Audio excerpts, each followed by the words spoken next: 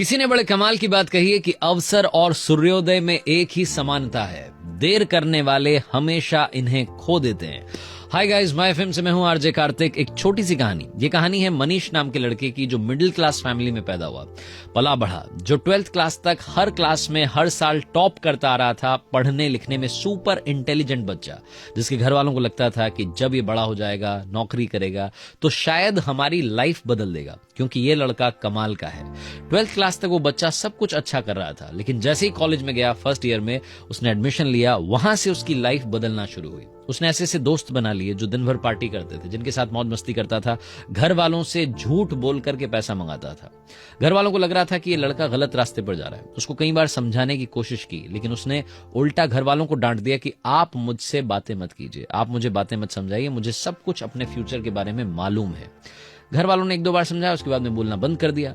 जब रिजल्ट आया तो फर्स्ट ईयर में ये मनीष नाम का लड़का एक सब्जेक्ट में फेल हो गया, और जैसे इसने अपना रिपोर्ट कार्ड देखा तो इसको धक्का लगा। वो जो ईगो होता है ना, वो हर्ट हो गया। इसको लगा कि ये 12th क्लास तक हर क्लास में टॉप कर रहा था, यहां कॉलेज में आकर के फेल हो गया। और जैसे ही वो ये बात इसके दिमाग में घुसी, उसके बाद में इसने सबसे कनेक्शन तोड़ लिया।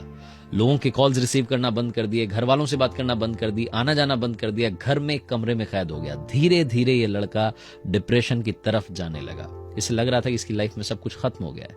घर वालों को बड़ा बुरा लग रहा था।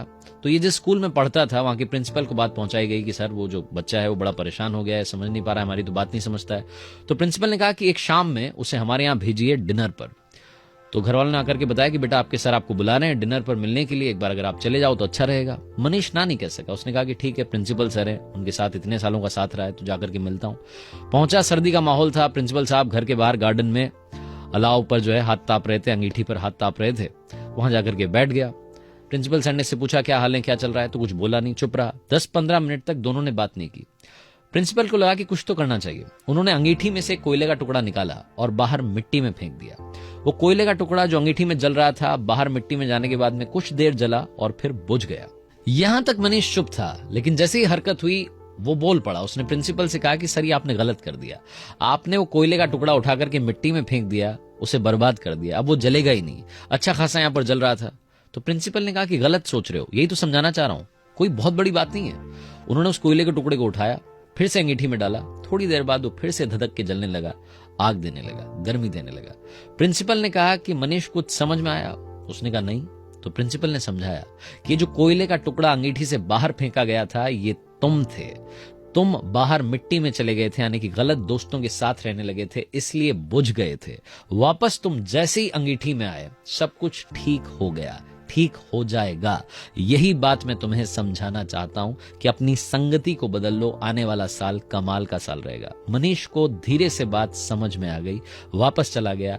लाइफ में उसने वही काम करना शुरू किया जो प्रिंसिपल ने समझाया था। लाइफ चेंज हो गई। ये कहानी उन लोगों के लिए है जो डिप्रेशन का शिकार हो रहे हैं, जिनको लग रहा है कि एक घटना की वजह से हमारी लाइफ खत्म हो गई है। हो सकता है कि कुछ गलत कारण रहे हों, जिसकी वजह से शायद आप मिट्टी में चले गए हों, लेकिन वक्त है फिर से अंगीठी में आने का और उस आग को पैदा करने का जो आपकी लाइफ को बदल देगी। आरजे कार्तिक एक बार फिर आपसे कहेगा, बहुत सारे एग्जांपल्स आपने देखे होंगे फेल होने वाले, लेकिन सबसे बड़ा एग्जांपल होता है बाउंस बैक करने वाला। तो कम बैक कीजिए, कर दिखाइए कुछ ऐसा कि दुनिया करना चाहे आपके जैसा। याद रखिए, अगर आप कुछ अच्छा सुन रहे हैं तो आप माय एफएम सुन रहे हैं। चलो आज कुछ अच्छा सुनते हैं। हर सोमवार सुबह 9:30 बजे मेरे पेज पर देखिए एक नई कहानी।